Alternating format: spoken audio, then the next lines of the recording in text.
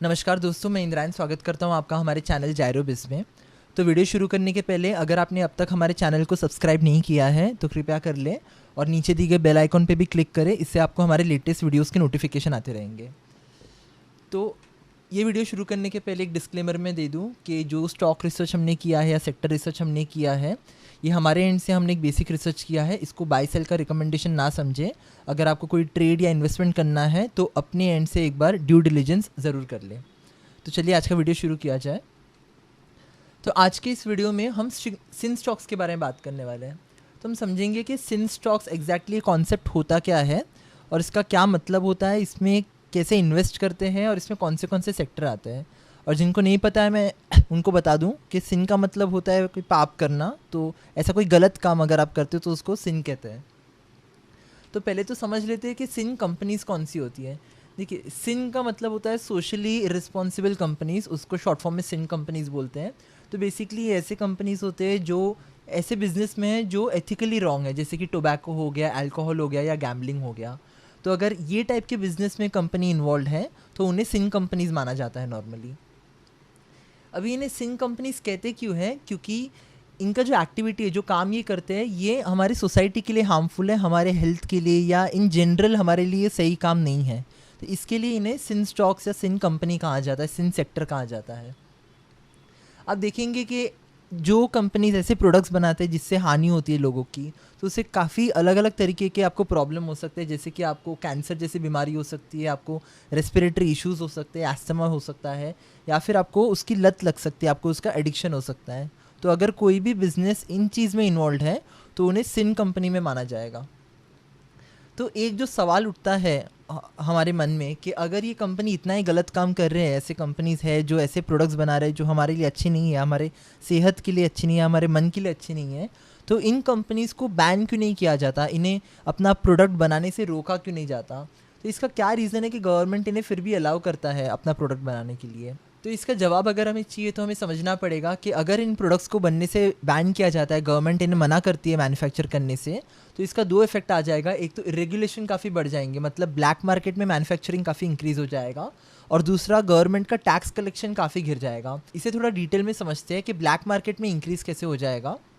तो देखिए, जब भी कोई प्रोडक्ट अगर वो एडिक्टिव है, मतलब उसकी अगर आपको लत लगती है और वो मार्केट में फ्रीली अवेलेबल है, उसका सेल्स हो रहा है, और अचानक से अगर गवर्नमेंट उसे बैन कर देती है, तो ये ऐसा नहीं होगा कि लोग उसे ख़रीदना बंद कर देंगे। इनफैक्ट ऐसा होगा कि जो भी ब्लैक मार्केटिंग करते हैं या इलीगली प्रोडक्ट मैन्युफैक्चर करते हैं बिना लाइसेंस के या बिना रजिस्ट्रेशन के, वो अपना वॉल्यूम और सेल्स और प्रोडक्शन काफ़ी ज़्यादा बढ़ा देंगे।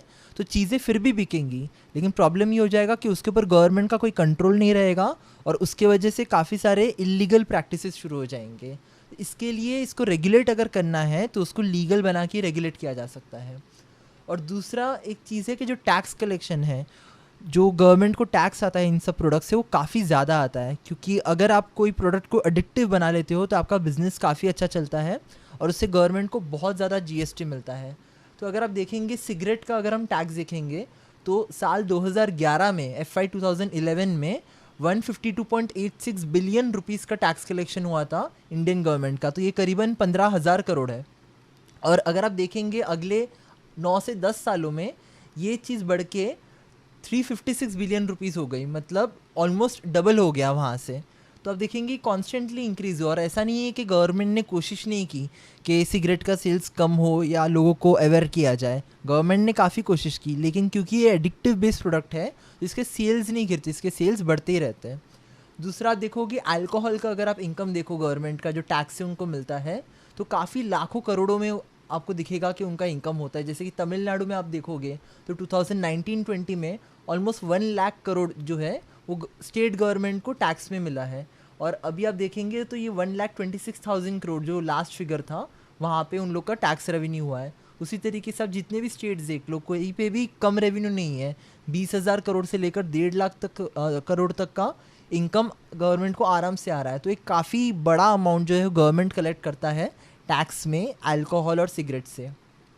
तो आप देखेंगे कि एक तरीका जो है डीमोटिवेट करने का इन कंपनीज़ को प्रोडक्शन करने से या बढ़ाने से, वो एक है कि उनके ऊपर टैक्स बढ़ा दिया जाए। अभी आप देखेंगे इंडिया में जीएसटी का सिस्टम लागू हुआ है, तो जीएसटी के अलग अलग स्लैब्स होते हैं, जैसे कि 5% जीएसटी है, 12% है, 18% है, और सबसे हाईएस्ट आता है 28% पे। तो जो भी कंपनी सिन बेस्ड प्रोडक्ट्स बनाती है, जो टोबैको हो गया, अल्कोहल हो गया, या ऑनलाइन बेटिंग हो गया, या गैम्बलिंग हो गया, ये सब हाईएस्ट जीएसटी स्लैब में आता है, जो है 28%।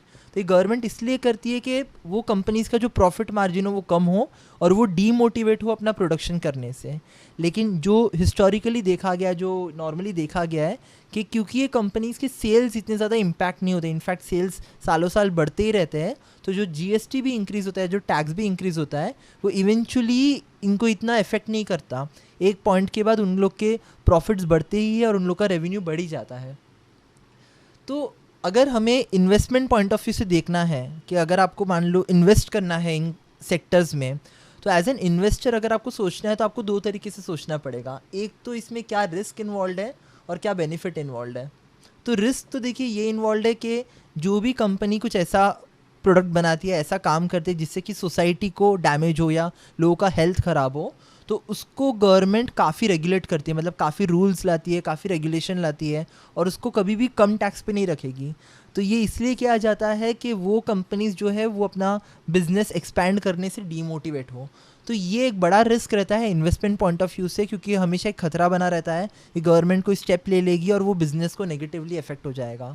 लेकिन दूसरी तरफ अगर आप देखोगे, इसका एक बड़ा बेनिफिट भी है अगर आप कोई सिन बेस्ड स्टॉक में इन्वेस्ट करते हो, कि ये जो एडिक्टिव बेस्ड प्रोडक्ट्स होते हैं या कंपनीज होते हैं, इनकी लत जो है वो छूटती नहीं है। जैसे कि आप देखोगे सिगरेट पे भी जो है प्राइजेस बढ़ाए गए सिगरेट्स के, उन पे जीएसटी भी बढ़ाया गया, लेकिन ऐसा नहीं हुआ है कि लोगों ने कंज्यूम करना बंद कर दिया है या कम कर दिया है। थोड़ा अवेयरनेस आ गया है लोगों में, लेकिन अभी भी काफ़ी सेल्स होते हैं, उनकी बिक्री काफ़ी होती है।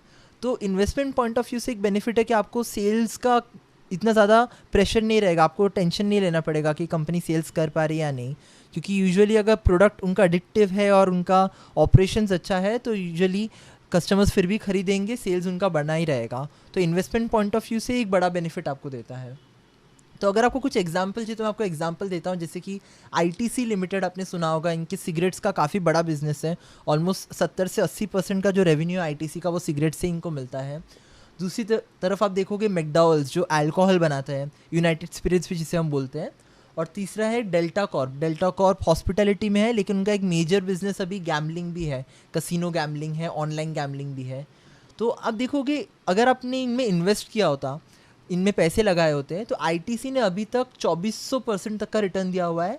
वहीं पे मैकडॉनल्ड्स ने ऑलमोस्ट 16,000% तक का रिटर्न दिया हुआ है, और डेल्टा कॉर्प ने 220% तक का रिटर्न दिया हुआ है। तो इन्वेस्टमेंट पॉइंट ऑफ व्यू से काफ़ी अच्छा परफॉर्म किए स्टॉक्स। इनफैक्ट आईटीसी अगर आपको पता रहेगा तो काफ़ी अच्छा डिविडेंड भी दे चुकी है, ऑलमोस्ट हर साल 6 से 7% का डिविडेंड देती है। तो ये इन्वेस्टमेंट पॉइंट ऑफ व्यू से काफ़ी अच्छा चला है। लेकिन एक मेजर इशू जो इनमें हो जाता है कि अचानक से जीएसटी स्लैब बढ़ जाता है। जैसे कि आपने देखा होगा अभी गेमिंग कंपनीज़ पे जीएसटी बढ़ा दिया गया है, 28% जीएसटी कर दिया गया है। तो इसकी वजह से डेल्टा कॉर्प जैसे जो शेयर्स है वो ऑलमोस्ट हाफ हो गए अचानक से। इनफैक्ट ऑनलाइन गेमिंग कंपनीज़ के जो वैल्यूएशन है उनको भी काफ़ी इफेक्ट किया है। तो ये प्रोज और कॉन्स है बेसिकली इसमें इन्वेस्ट करने के। तो ये एक शॉर्ट समरी था सिन स्टॉक्स के ऊपर, सिन बेस्ड सेक्टर्स के ऊपर। अगर आपको ये वीडियो अच्छा लगा तो इसे लाइक करो, आप शेयर करो, नीचे कमेंट भी करो। और अगर आप हमारे साथ काम करना चाहते हैं तो आप हमारे साथ एक डीमैट और ट्रेडिंग अकाउंट ओपन कर सकते हैं। जैसे आपको पता होगा हम एंजल वन के ऑथराइज पर्सन यानी कि फ्रेंचाइजी है, और हमारे पास अकाउंट ओपन करने के हम आपको काफ़ी अच्छे बेनिफिट्स देते हैं। रेफरल प्लान्स भी हमारे काफ़ी अट्रैक्टिव है, तो लिंक आपको नीचे डिस्क्रिप्शन में मिल जाएगा। तो आज के वीडियो में बस इतना ही। अगले वीडियो में हमको एक नया टॉपिक लेके आएंगे। Thank you.